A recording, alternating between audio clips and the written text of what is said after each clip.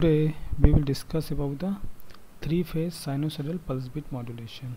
We have already discussed single-phase pulse width modulation scheme. So three-phase sinusoidal pulse width modulation scheme is very similar to the sinusoidal pulse width modulation scheme where bipolar switching scheme with the bipolar switching scheme. So we have already discussed the bipolar switching scheme. In bipolar switching scheme, one single sine wave taken as a reference signal and other triangular wave as a carrier signal. When this is compared with the reference signal, then when V reference is greater than carrier signal, then S1 and S2 are on and V0 is equal to V. Means when reference is greater than the carrier signal, then output voltage is positive. And second condition, when reference wave is less than the carrier wave, then output voltage is negative, minus of V. Okay, similar for the three-phase sinusoidal pulse width modulation. So this is the three-phase inverter where three legs are there, A, B and C for three phases. So in the three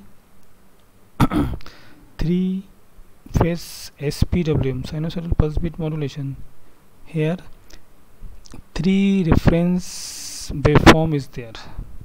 Three reference waveform is there means for each phase reference waveform is different.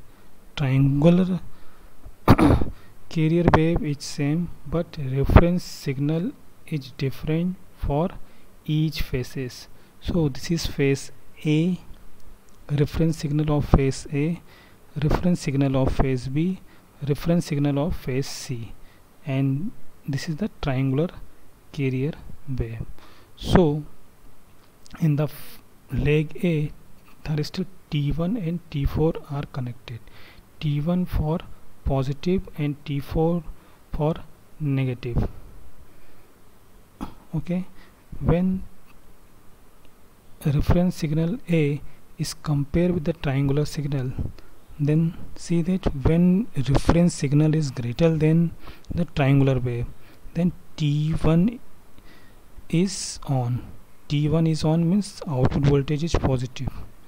Okay, at this instant when reference signal is greater than the triangular wave, and when triangular wave is greater than the reference signal of phase A, then thyristor T4 is on.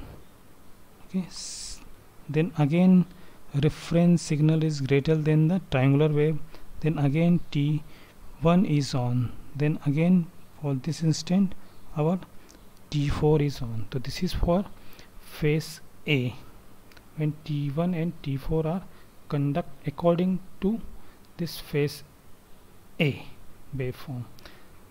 For phase B, how will T3 and T6 conduct? When phase B reference signal is compared to the carrier wave. When carrier signal of phase B, when reference signal is greater than the phase B,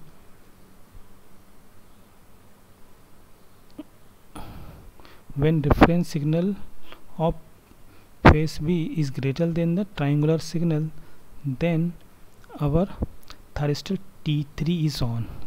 So see that in this instant T3 is getting on. Okay, then triangular carrier wave is greater than the reference signal phase B, then thyristor T6 is on. Okay, for this instant, then again phase B, this T3 is on, then again carrier is greater, then again T6 is on. Similar for phase C. So in the phase C for T5 and T2, how it will conduct according to phase C reference signal. So phase C is greater than the carrier wave, then T5 will conduct. T5 is on and it gives the positive output voltage. And when triangular pulse is greater than the reference signal of C, then thyristor T2 will on. So this is the gating pulse for thyristor T1 to T6. It is very similar to the sinusoidal single phase pulse width modulation. Just in 3 phase it is compared with the 3 reference signal for 3 phases. Okay, so this is the 3 phase sinusoidal pulse width modulation. Thank you for watching.